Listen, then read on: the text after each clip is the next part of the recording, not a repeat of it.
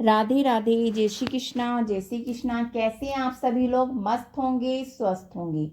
चलिए आज हम आपको सुनाते हैं सौम्य प्रदोष व्रत कथा। अगर आपको अच्छी लगे तो प्लीज लाइक करें, कमेंट करें, शेयर करें और चैनल पर नए हैं तो प्लीज चैनल को सब्सक्राइब करें। चलिए देर न करते हम आपको सुनाते हैं सौम्य प्रदोष व्रत की कथा। यदि किसी मास में तिरोदशी सोमवार के दिन आ जाए तो उसे सौम्य अथवा सोम प्रदोष कहते हैं। तो चलिए देर न करते हम आपको सुनाते हैं सोम प्रदोष तिरोदशी सोमवार की कथा। प्राचीन समय में किसी नगर में एक वैश्य रहता था। वह वैश्य बहुत ही धनी था। उसे किसी बात का कष्ट न था, परंतु उसके पास विशाल वैभव होते हुए भी कोई संतान नहीं थी, जिसके कारण वह वैश्य हमेशा दुखी रहा करता था। वैसे भगवान शिव का अत्यंत यानी अनंत उपासक यानी भक्त था। प्रत्येक सोमवार को वह शिव जी की पूजा तथा व्रत किया करता था। सोमवार के दिन शाम काल यानी शाम को वह शिव मंदिर में दीपक जलाता था तथा उन्हें अनेक प्रकार के व्यंजन अर्पित करता था, यानी बहुत सा सामान जैसे कि दूध, दही, शक्कर, घी और शहद, मिश्री, चावल, अन्न, मतलब बहुत बेलपत्र, बहुत सारी चीजें उनको चढ़ाता था। उसके बाद पत्नी सहित भगवान का प्रसाद ग्रहण करता था। उस वैश्य के भक्ति भाव को देखकर पार्वती जी को दया आ गई और वह शिव जी से बोली, हे शिव जी, यह वैश्य प्रति सोमवार को आपका पूजन कितनी श्रद्धा से करता है, आप इसकी संतानहीनता को दूर क्यों नहीं करते? पार्वती जी की बात सुनकर शिव जी ने कहा, हे देवी, इस वैश्य को संतान न होना इसके पूर्व जन्म का फल है और वह अपने कर्मों का फल भुगत रहा है। पार्वती जी ने कहा, हे भगवान, यदि आप अपने भक्तों को कष्ट दूर नहीं करोगे तो भक्त जन आपकी पूजा और आराधना क्यों करेंगे? इसलिए आप इसे अवश्य ही पुत्रवान बनाइए। पार्वती जी के उत्तर में शिव जी ने कहा, हे देवी, मैं तुम्हारे आग्रह से उसे पुत्र प्राप्ति का वर देता हूँ, परंतु इसके भाग्य में पुत्र का सुख न होने के कारण से वह पुत्र केवल 12 वर्ष तक ही जीवित रह सकेगा। कुछ काल के अनंतर भगवान की कृपा से वैसे पत्नी गर्भवती हुई और 10वें महीने में उसे पुत्र रतन की प्राप्ति हुई।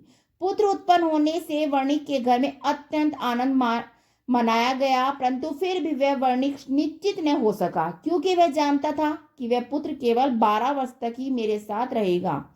इस प्रकार आनंद मंगल में 11 वर्ष का समय बीत गया। एक दिन उसकी माता ने पति से पुत्र के विवाह के लिए आग्रह किया। वर्णिक ने अपनी पत्नी से कहा, अभी विवाह की चिंता नहीं है, अभी तुम इसे काशी में विद्या अध्ययन के लिए भेजूंगा। पत्नी ने ऐसा कहकर उस वर्णिक ने लड़के के मामा को बुलाया और उसे अत्यंत धन देकर कहा, तुम अपने इस भांजे को पढ़ाने के लिए काशी ले जाओ, परंतु एक बात याद रखना कि मार्ग में ब्राह्मणों को भोजन दक्षिणा देते तथा यज्ञ करते हुए जाना। इस प्रकार घर से दोनों विदा होकर रास्ते में ब्राह्मणों को भोजन दक्षिणा देते तथा यज्ञ करते हुए एक नगर में पहुंच गए। संयोग से उस नगर के राजा की कन्या का विवाह उसी दिन था। कन्या अत्यंत सुंदर तथा सुलक्षण थी, परंतु जिस राजकुमार से विवाह होने वाला था वह एक आंख का काना था। वर के पिता को इस बात की बहुत चिंता थी। जब उसने वर्णिक के उस सुंदर पुत्र को देखा तो उसने उसके मामा से कहा, यदि आप अपने भांजे को कुछ समय के लिए मुझे दे दें तो आपकी बड़ी कृपा होगी। विवाह के पश्चात मैं इसे आपके पास भेज दूंगा और आपको बहुत सा धन दूंगा। वर के पिता प्रस्ताव से वह सहमत हो गए।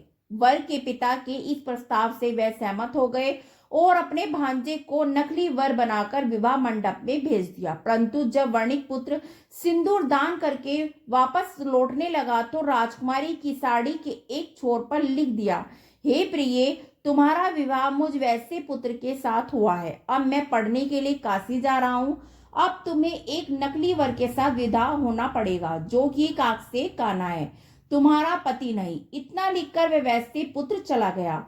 विदाई के समय जब राजकुमारी ने अपनी साड़ी पर वर्णिक द्वारा लिखित बात पढ़ी तो उसने राजकुमार के साथ जाना अस्वीकार कर दिया और उत्तर में कहा, यह मेरा पति नहीं है, मेरा पति तो वैसे पुत्र है जो इस समय पढ़ने के लिए काशी गया है। राजकुमारी की बात सुनकर उसकी माता पिता सोच में पड़ गए कि वर के पिता द्वारा किए गए छल से दुखी हुए और कन्या को विदा न किया।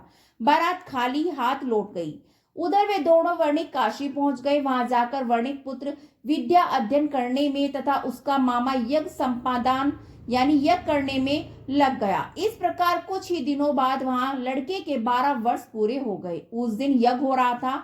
लड़के ने अपने मामा से कहा, आज मेरी तबीयत ठीक नहीं जान पड़ रही है, इसलिए मैं सोने के लिए जा रहा हूँ। थोड़ी देर बाद आकर मामा ने देखा तो अपने भांजे को मृत अवस्था में पाया, जिससे वे बहुत दुखी हुआ। परंतु उधर यज्ञ कार्य चल रहा था, इसलिए यज्ञ भंग न होने के भय से मौन ही रहा। जब यज्ञ की पूर्ण आहुति हो गई और सभी ब्राह्मण वहां से चले गए तो वे जोरों से विलाप करने लगा। उसी समय देव योग से पार्वती के साथ शिव जी उधर से आ निकले। उस विलाप को सुनकर पार्वती जी का मन द्रवित हो उठा और वे शिव जी से बोली, हे भगवान, आपके वरदान से उत्पन्न बालक मृत हो चुका है, इसका क्या कारण है? शिव जी बोले, हे देवी, यह बालक अपनी पूरी आयु समाप्त कर चुका है, अब मृत्यु को प्राप्त हुआ है, इसमें मैं क्या कर सकता हूँ? पार्वती जी ने कहा, हे शिव जी, आपने जिस प्रकार कृपा करके इसे जीवन की पूरी आयु दी थी, उसी प्रकार अनुग्रह करके इस जीवन की पूरी आयु प्रदान कीजिए, नहीं तो वह वैसे इसी वियोग में अपने प्राण छोड़ देगा। पार्वती जी के अनुग्रह से शिव जी ने उस बालक को जीवन दान दिया और स्वयं पार्वती सहित शिवलोक को चले गए। इधर शिव जी से वरदान पाकर वह बालक जी उठा और कुछ दिनों के बाद उसने अपने मामा के साथ अपने नगर को प्रस्थान किया। वहां चलकर पुनः उसी नगर में आया। वहां उसका विवाह राजकुमारी के साथ हुआ था, जहां उसका विवाह राजकुमारी के साथ हुआ था। वहां उसने यज्ञ कराकर ब्राह्मणों को भोजन दक्षिणा आदि दी। ब्राह्मणों द्वारा राजा को यह सूचना मिली कि काशी से एक वैश्य पुत्र आया है जो ब्राह्मणों को भोजन दक्षिणा दे रहा है। राजा उसे देखने के लिए गया। वहां जब राजा ने प्रत्यक्ष रूप से अपने दामाद को देखा तो उसकी खुशी का ठिकाना न रहा। वह उसे आदर पूर्वक अपने महल में ले गया। कुछ दिनों तक आदर भाव करने के बाद अपनी पुत्री को धन देकर विदा किया। वह वर्णिक पुत्र अपनी पत्नी और मामा के साथ नगर को चल दिया। जब वे लोग घर के समीप पहुंचे तो मामा ने कहा, तुम लोग यहीं रुको, मैं घर जाकर आने की खबर देता हूँ। इधर उस बालक का पिता अपनी पत्नी सहित छत पर बैठा था और अपने मन में संकल्प कर रखा था कि यदि मेरा पुत्र काशी से लौटकर नहीं आएगा तो हम दोनों यहीं से कूदकर अपने प्राण गंवा देंगे। जब लड़के के मामा ने जाकर कहा कि तुम्हारा पुत्र विद्या अध्ययन करके अपनी पत्नी को साथ लेकर कुशलता पूर्वक वापस आ गया है तो माता के आनंद की सीमा न रही। उन लोगों ने अपने पुत्र और पुत्र वधू का स्वागत किया और नियम पूर्वक सोमवार को व्रत रखकर शिव जी की पूजा करते रहे। इस कथा को जो पढ़ते हैं, सुनते हैं, वे निश्चित ही सभी कष्टों से मुक्त होकर मनोवांछित फल की प्राप्ति करते हैं। राधे राधे। जय श्री कृष्णा, जय श्री कृष्णा। ओम नमः शिवाय, ओम नमः शिवाय। हर हर महादेव।